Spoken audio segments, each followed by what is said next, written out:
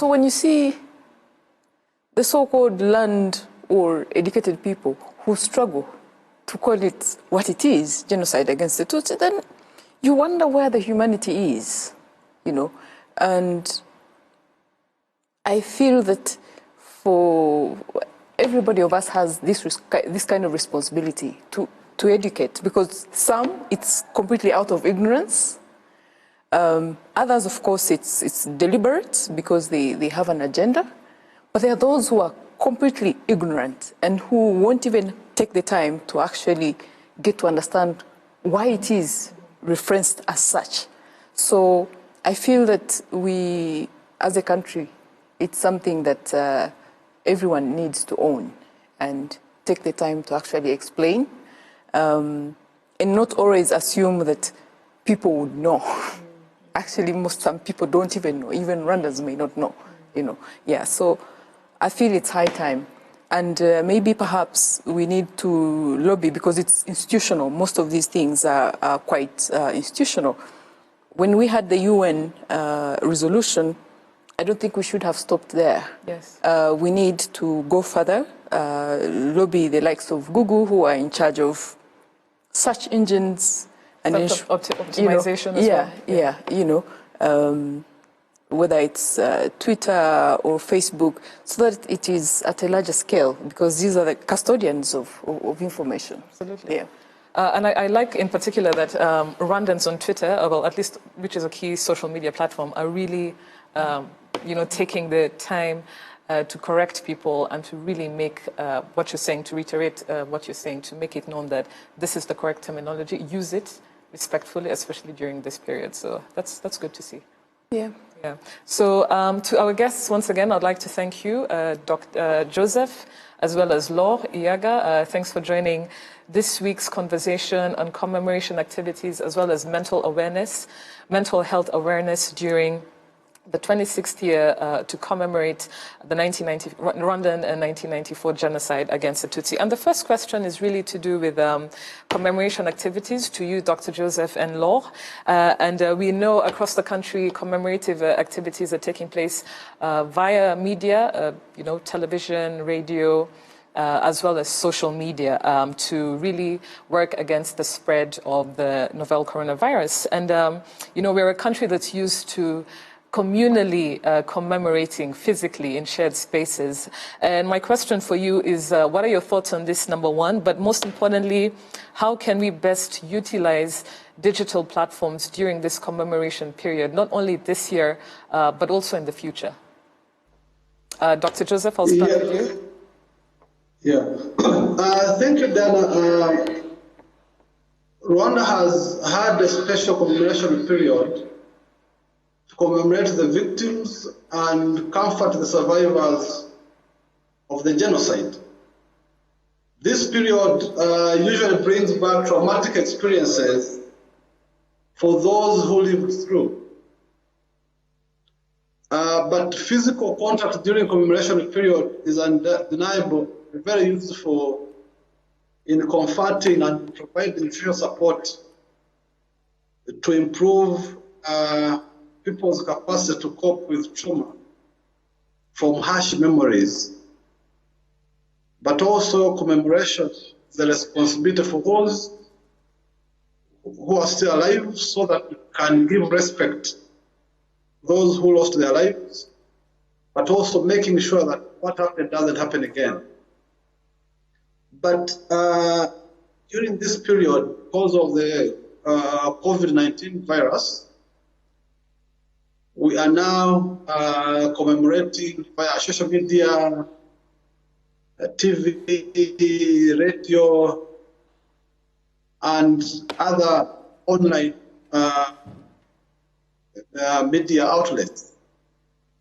Of course, this is a new dynamic. I would say that we had not prepared for it, but it made me think, what if time comes and we no longer have those who lived through the genocide? How are we going to commemorate? what type of messages are we going to give? For example, now the Jewish Holocaust, it's now almost 76 years. When you look at the commemoration events or activities what done, at times you find that it's awareness of the Holocaust. It's around education on violence, on extremism, but also making sure that the young people are part and parcel of the commemoration initiatives, so that either the genocide, the Holocaust is not forgotten, and also the deniers won't exploit the absence of remembering and commemorating those who died. Of course, during this period, there is physical distancing, and that's why it's essential to exploit these technological tools so that we can be able to commemorate. But those channels need to have the right information, because even the deniers use the same outlet. So they might farm different information, different ideas, and even genocide ideology. And you find that those negative write-ups and informations are more than the truth. So, irrespective of the fact that we are using these digital outlets, social media, but we need to make sure that we have the right information and we have the truth about the genocide that we are sharing with each and everybody who is commemorating during this time. Absolutely. Very valid points raised, Dr. Nkurunziza. Law, would you like to also share your thoughts on this?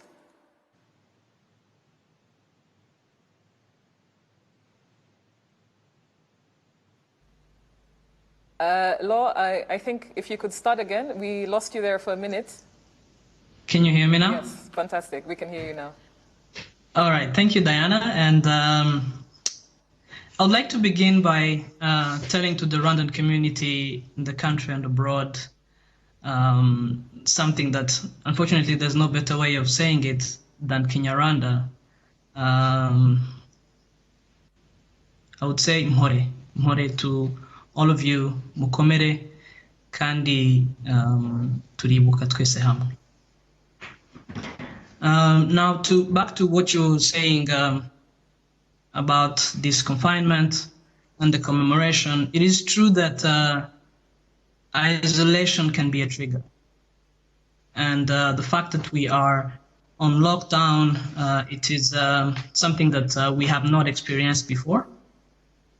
And Rwanda and Rwandans, unlike other communities, we are more of we're community-based people. And the fact that we cannot commemorate together and go to different sites of commemoration and be able to hug each other and be able to comfort each other in a way that we're used to, in a language that we understand, which is being community-based, I would say that it's unfortunate. But on top of that, we also are lucky to have technology nowadays, whereby people can be able to connect, even though we are not physically connected in that way, but we can continue to be socially connected and try our best to check on each other and to make sure that we are keeping alive what makes us Rwandans, which is, the whole sense of community, of staying together. We are lucky to have that thing of staying together and doing everything together, whether we are physically together or apart. And I'm lucky, and we are lucky that we also have people who are being very intentional about this in terms of making sure that as much as possible, even on social media, I've seen there's a whole program for a whole week on top of what the government has prepared. There are young people who are being intentional and who have prepared a whole week of commemoration. Some of them were not even born yet through the genocide, and yet they are very engaged in this commemoration as well. So what I would say on that is as much as we are living in unprecedented moments, not being able to be out there and go to commemoration sites and be with our loved ones, we can still have that on other platforms.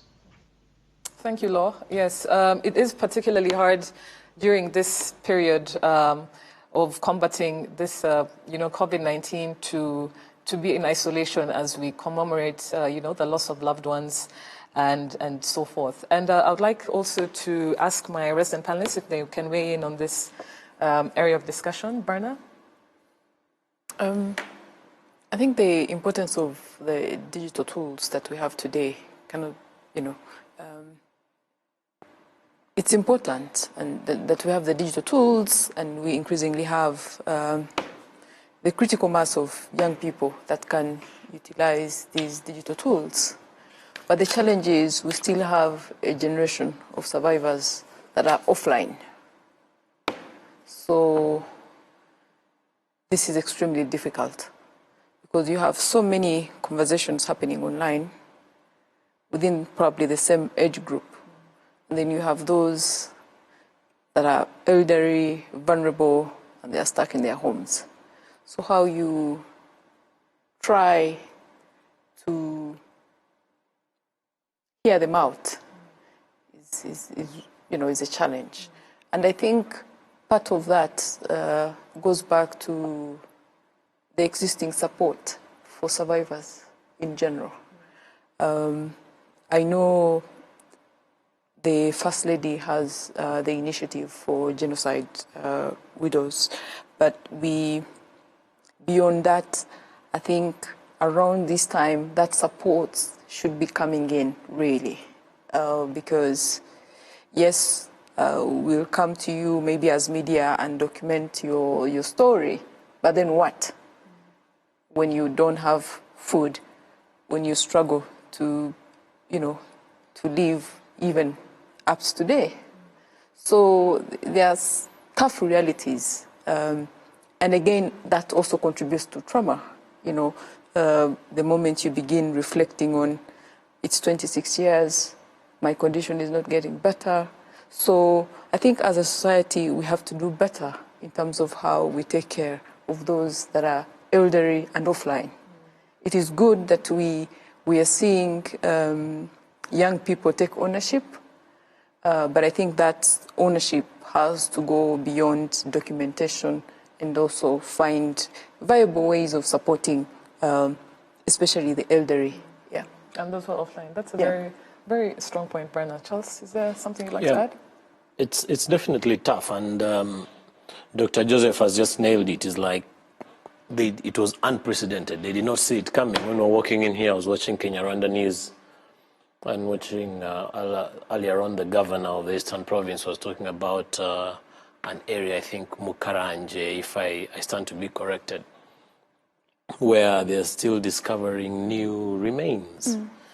And it's 26 years later, and we're still discovering new, fresh remains or fresh sites at a time when even new information is still coming in. You can imagine these people, whether who are being caught in Congo, people who all of a sudden open up wherever they are in their prisons and talk about the the atrocities that they did. So there's new information that's still coming in and new discoveries at a time when you have the limitations around moving up and down. And Bana, you nail it really on the head in terms of the impact that can have onto your mental stress and getting you really mentally tortured. It's really a comment, not really a question posed to neither Joseph nor Laure, but there's a very trying times in which we are living. Just one more comment really around the preparedness, and Joseph said something that tickled my mind. Yesterday, I had Freddie Mutanguha on RTV, the guy who runs the Kigali Genocide Memorial Site in Gisozi.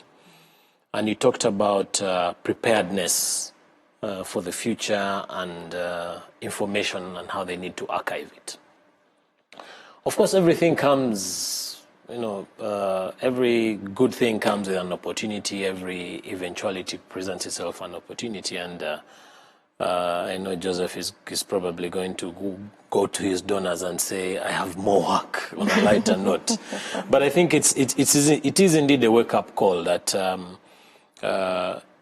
we need to move with the times. We need to really move with the times and use all the tools that the internet has put before us to ensure that memories are kept. Yeah.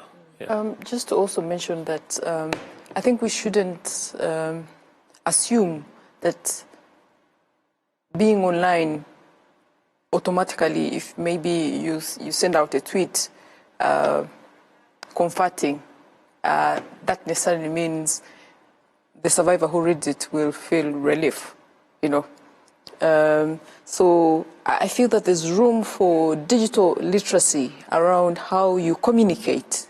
If you're trying to comfort the survivors, how you actually message and package, because some perhaps innocently will try to go in the digital space and say, we know what you feel. You don't know, you have no idea at all, what a survivor is going through. So don't try to paint a picture where you're trying to say, I know what you're going through. No, you don't know. The only thing perhaps you can do is try to listen and say, I'm here. So I feel that there's room for that kind of literacy so that young people understand that you have to consciously message. Don't just message for the sake of it. The same way we see, I've been seeing this and it irritates me, support around COVID. People taking pictures with vulnerable people, and saying, oh, I donated rice.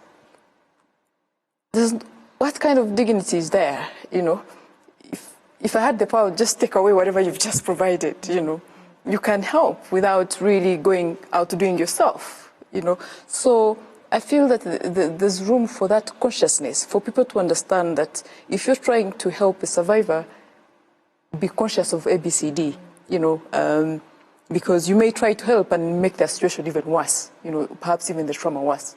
Yeah. Absolutely.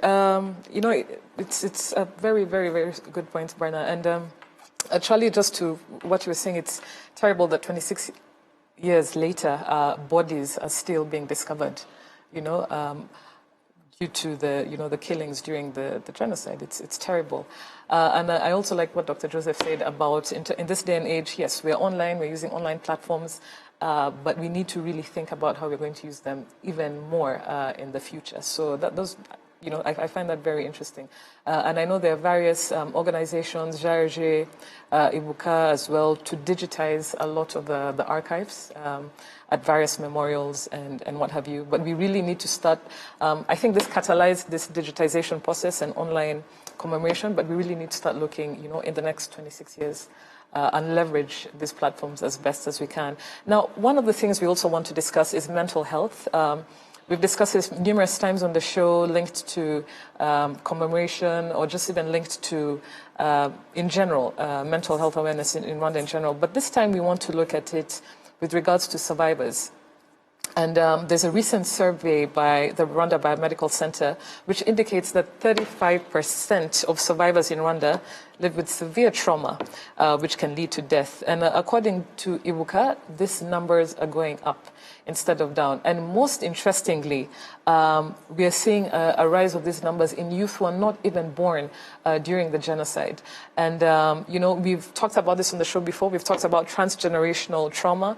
But 26 years later, you know, you have kids who are not born but lived through this, whether it's transgenerational or whether it's with the people they were living with who passed it down to them. So this is something that's really serious. And I want to ask you, Law, you know, as a psychotherapist, and also you, Dr. Joseph, but I want to start with you, Law. Why do you think this is, and most importantly, what interventions, I know that the interventions on the ground, but what more do you think we need to do in terms of interventions in focusing on this population going forward regarding trauma management?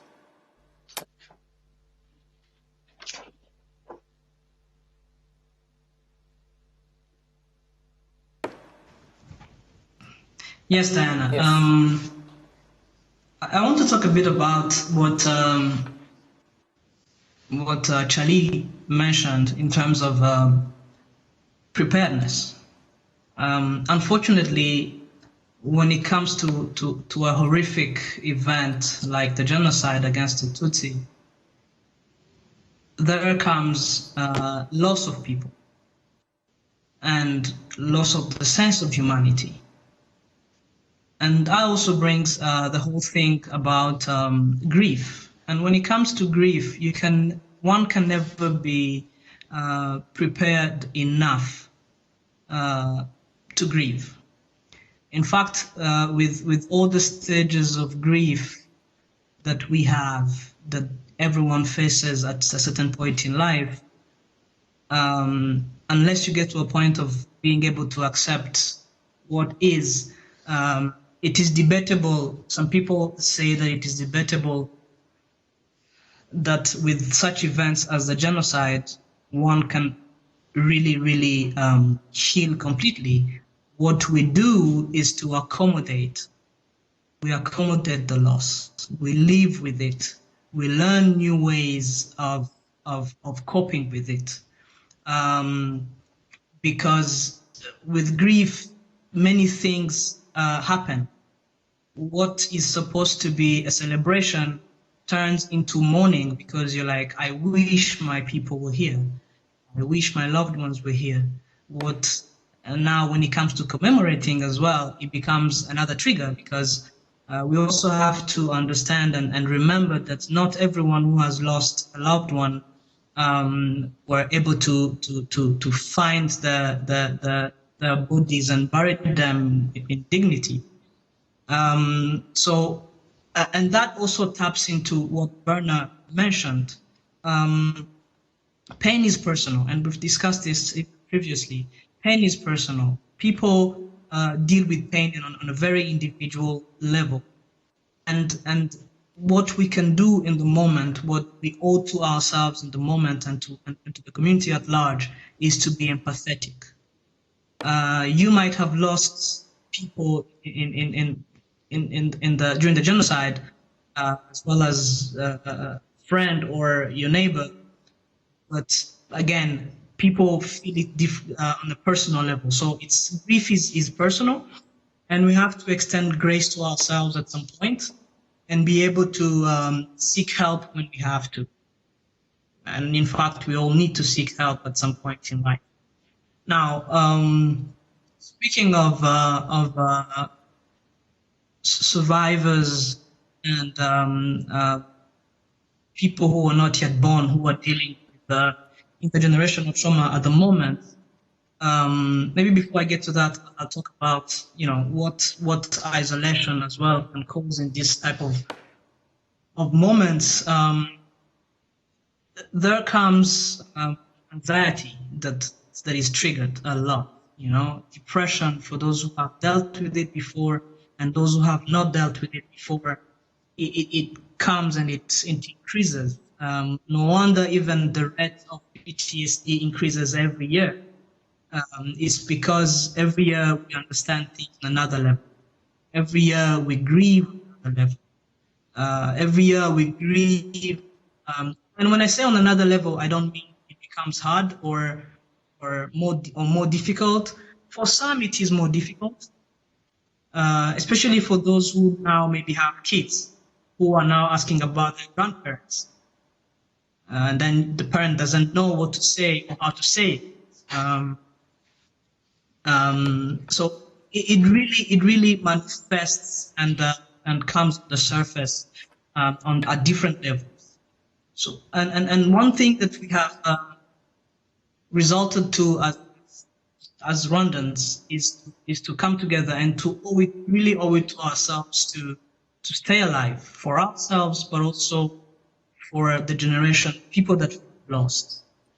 So again, tapping into what Bernard mentioned, there's no better time of being empathetic, allowing ourselves to feel, but also to understand that even if we don't understand what the next person feels and how they feel, we can be empathetic, to ourselves and to the next person. And that goes with the survivors, but also the young generation that was not born yet at the time. Now, that goes also into the transgenerational trauma and mental health issue.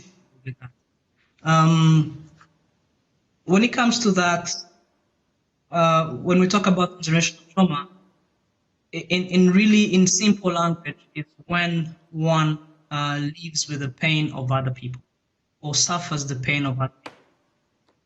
In this case, it's from generation to generation. There's also another part of it that has to do with epigenetics, but we will not talk about that for now. But let's say, for example, for a kid or for someone who was born 2 years before the genocide or after genocide, and raised with the parent or a guardian who was suffering trauma. There are some behaviors and there's a way in which it impacts that feels even more difficult when you're helpless. Now, when you're not only helpless, but also are confused and do not understand what is happening to your guardian, it's even more difficult because you do not even know how to handle it for yourself, but also for the person who's suffering. And that creates some sort of confusion to the mind. And the mind associates that confusion and whatever is happening to pain, but also to helplessness. And then at some point, there comes the fact that one does not know if they are suffering their own pain or what they heard or what they saw when they were 2 or what they dreamt about because of all the information that they see and hear here and there. So that creates really, really confusion. Now, how do we help people and how do we help ourselves? The first thing is to try and be aware of what is happening inside, within ourselves. And as much as we all have healthy and unhealthy coping mechanisms, it is important to run back to a healthy coping mechanism that we have, that we know of. And, finding that one thing that keeps you grounded, that anchors you, that it can be a loved one that you can. If you're feeling anxious and are afraid, you don't know what to do in the moment, the first thing that we all have to is to stay afloat as much as we can. Staying afloat and trying to ground ourselves. And also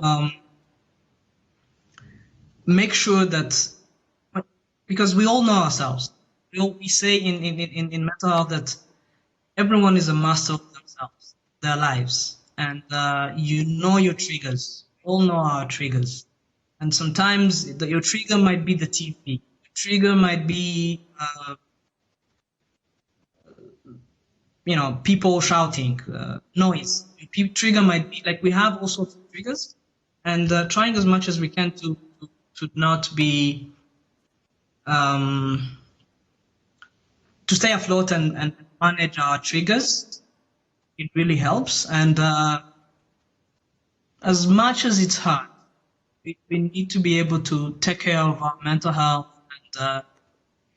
and stay connected with others, talk to people. And if you're helping a loved one whom you don't know what to do in the moment, try as much as possible to go back to the good memories. Try as much as possible to bring them back to something they can lean on, what they like to do when things are easier, finding rest, but also really allowing ourselves to feel what we feel. It's okay to ask ourselves many questions and not even have the answers in the moment. But as much as we're staying afloat, I'm glad that the government has put in place a line to be able to call and seek help when we have to. But it is important for us, the community, to be able to ground each other and to stay up as much as possible. As possible. Dr. Thank you, Laura.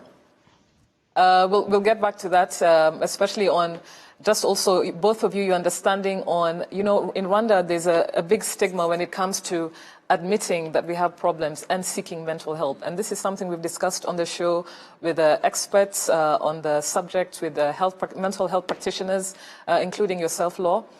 So Dr. Joseph, if you can add to what Law is saying, but also in your understanding as someone who works at Never Again Rwanda, what is the trend of people who are coming forward to admit that they need help, to seek help, mental health support during these particular times? Yeah, thank you, Diana.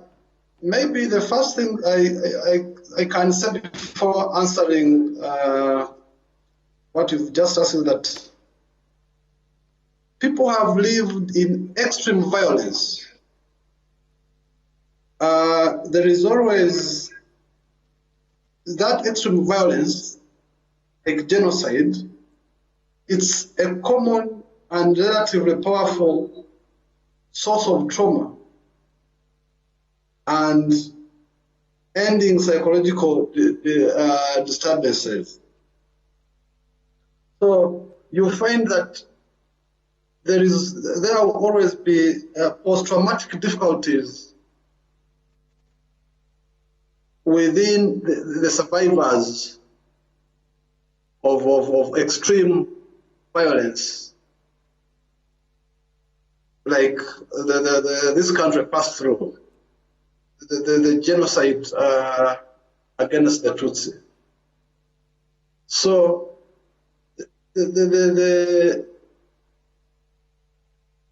reasons to why some of the youth who never saw the genocide having a trauma, it's because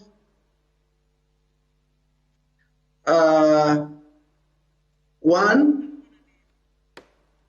they've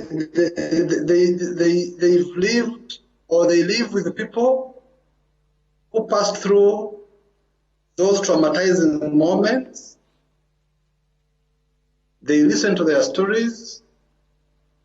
They even see their psychosocial and cultural environment, whereby some of these sociocultural forces like poverty, illness, contribute towards the post-traumatic stress disorder, but also the transgenerational trauma within the youth. So, coming to what you've asked, I think there is lack of awareness among citizens on issues regarding mental health services. But also this goes into our culture, how had banalized mental health issue. You know that when people when time came, when one is trying to find a wife, people would always comment, hey, please, in that family there is someone with mental problems. And that has created some negative forces around mental health. And that's why you find that in the mental health survey, it indicated that out of those who are part of the study, 4% only consult.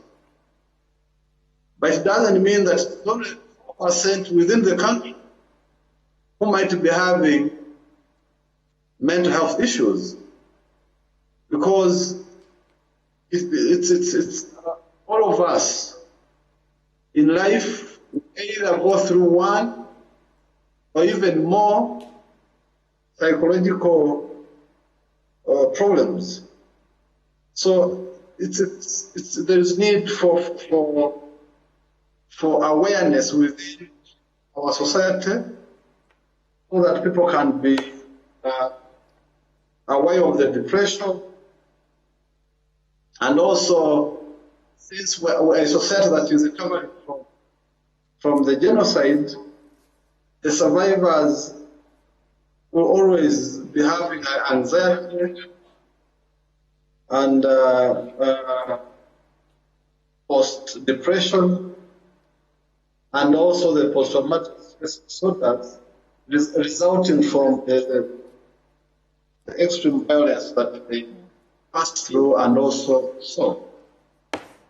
Of course, now coming back to live again, during this point in time,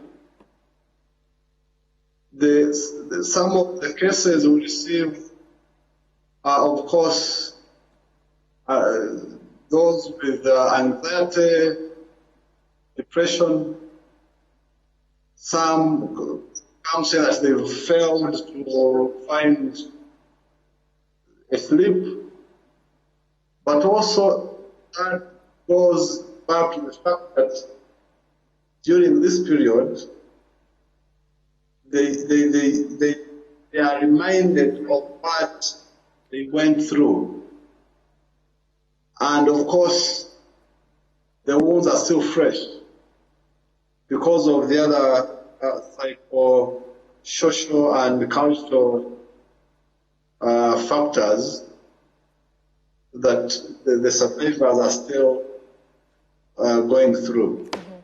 So, Dr. Joseph, thank you very much. We're coming left a few minutes on the show, and I'd like to also hear from the resident panelists regarding mental health during commemoration events, mental health in general, and also mental health during this isolation, confinement period. Charles, I'll start with you.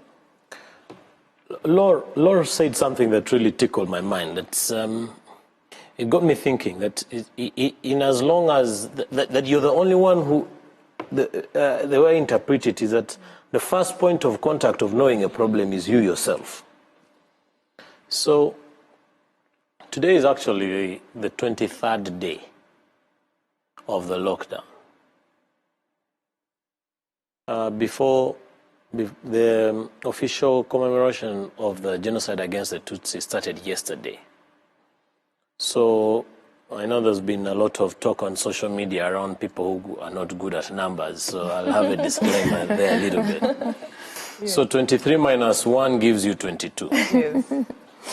So for the last 22 days, people have been undergoing ascending mental mental checks. Let me put it that way.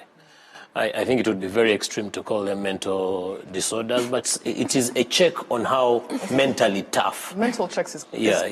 Yes. A genuine check on how mentally tough you are. So we've all been undergoing this, whether you are alone or you're with family or whatever. Now, on the 23rd day, the genocide commemoration begins. So now she talked about the triggers. So maybe there are these talks on TV, there are talks on radio, there are articles in the media, there are prisoners being released. Whilst there are more cases of COVID-19 coming on board, and companies are not paying their staff salaries, your invoices are not being paid if you're a supplier with government institutions. If you're a senior government official, they are telling you you're not going to be paid your salary, and most likely by the time you're a very senior government official, you have dependents who are very highly likely to be genocide survivors. Can you imagine that trickle-down effect and how it can really spiral very, very quickly? So the point I'm really raising is now more than ever, we need one another, and probably think out of the box. It could be that phone call. It just could be that regular WhatsApp message. It could be, whatever you can do to check on one another is needed now more than ever. Yeah. Brenna? I always feel that every time something is given a term and the term is made a big deal, sometimes you lose the message in between because can you elaborate? when we're seeing a lot of awareness around mental health, yeah. But when we talk about mental health, what do we actually mean? We're saying, what is the state of your mind? If you feel I want to cry, can you cry? If you feel I'm happy, I want to laugh, can you do that? I want to talk to someone, can you do that? Because that all contributes to the state of your mind. If you have pressures, can you talk about them with someone? Can you get the help that you need? So I feel that perhaps the experts need to break it down, and use the simplest of terms to say, if you're struggling, for instance, with someone you've never forgiven, or talk about it, that is part of relief, so that people begin to relate to it. Because I feel that sometimes when we talk about mental health, and then people have to first learn and understand what is actually mental health. But this is someone we're talking about, and we're saying, what is the state of your mind? If you're quiet, there's a reason why you're quiet. So what's going on in your mind? So in the current lockdown, again with people who are mourning, you can imagine the state of their mind. So let's bring the reality now of the state of the mind.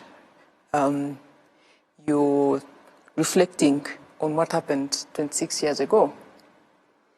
You're reflecting on what's happening today. There's no guarantee that on the 19th you'll be out of your home. There's no guarantee that after the 19th you'll have a job. There's no guarantee that after the 19th your children will still be healthy. There will be no need to go to the hospital. These are the mental issues that people are dealing with.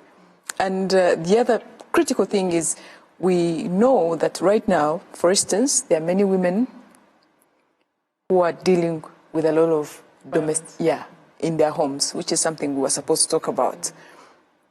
So you have someone in a home stuck with an abusive partner.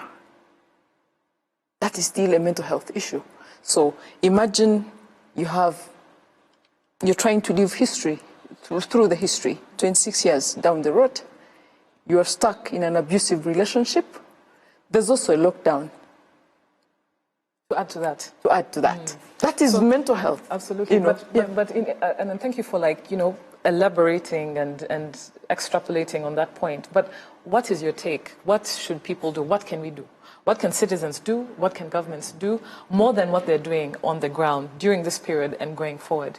Regarding not only mental health just because of the commemorative period or just because it's this period of confinement, what other elements in terms of management of trauma, mental health, do you think we should, or thinking, do you think we should adopt? Just very briefly. I think there's no silver bullet, and each experience is very personal, so it's hard to kind of prescribe what works for everyone. But I think that as a community, we need to accept one fundamental thing, that life is not perfect. So whatever is happening confirms that life is not perfect. Just like human beings, we are not perfect.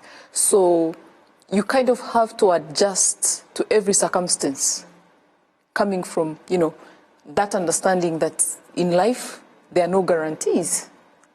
So it's hard, to be honest, to kind of prescribe what someone should do. But I feel that the beginning point, again, to Laura's point, is to accept what is happening and try to figure out and say, if this is what is happening to me, if this is a trigger, what do I need to do? Yeah. I think personally, for me, during this period, the confinement period has brought about a lot of reflection, a lot of introspection. And I can't imagine, that reflection to someone who's been traumatized by something as big as a genocide. These last 23 days, or 22, as Charles corrected out with his mathematics, and another, another 20-something days, being isolated and listening, being alone with your mind. I mean, it's going to be tough. But what I'd like to say is that I think Rwandans, as a society, we need to let our hold-up down. We need to put certain things in perspective when it comes to our culture of not speaking out, when it comes to issues such as mental health. The stigma is real. The stigma has not been dissipating, considering that, we're a nation that has been traumatized. But in parallel with that fact is that as a society, we're really high in perpetuating stigma. And it's a pity. Of all countries, I think that stigma against people who have issues something that should be of the past. And going forward, I hope this is something, we can put in perspective, not only as a society, but also in terms of innovative interventions that we can see popping up in dealing with mental health. I know Sana Initiative set up a couple of years ago is one of them. I know we have the Rwanda Biomedical Center, and their mental health practitioners and what have you. But I think it needs to start with a societal perspective in dealing with destigmatizing mental health. So we're just going to quickly go to some of our tweets for today. And I'll start with our first tweet, which is from John K. Gara, who says that this commemoration that coincided with the lockdown provides an opportunity to have family discussions that involve teaching the younger ones as much of our history as the older ones may know, and why the genocide occurred and why never again. Absolutely. Charles, to you and your kids, yes. Yeah, this is something that we should definitely consider. Last tweet, my friends and we were discussing this topic, and someone asked, is it necessary to take care about our mental health while we don't have a mental disorder? So I think that question has been answered having watched the show. You don't have to have a mental disorder. Mental health just means understanding the state of your mind during tough periods or even during good times, just always being mentally aware. We've come to the end of the show. Charles, is this what you want to say last 5 seconds? The last tweet just sort of got me thinking about Bana said mental health. What is mental health? Yes. That's what this guy is basically. It's a buzzword. It's they make it look so big, and yet it's just as simple as what's going on in your mind. And I just wanted to say one point, just one idea, very quickly. Very quickly. Yeah. Local government officials from the Mudugudu level need to move closer to the people. during these times. Thank you. I would like to say goodbye to our guests, Dr. Joseph Nkurunziza and Laure Iyaga. Thank you so much for tuning in and being part of this particular show on Kwibuka26, as well as mental health awareness during the COVID-19 lockdown. Thank you very much, Laure and Dr. Joseph. Thank you. Thank you very much. And to Berna and Charles, thank you very much.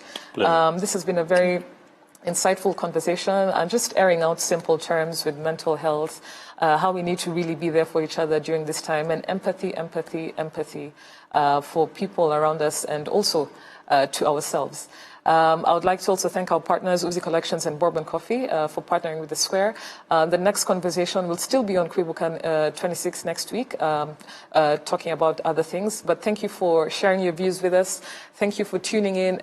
See you again next week. Have a good night.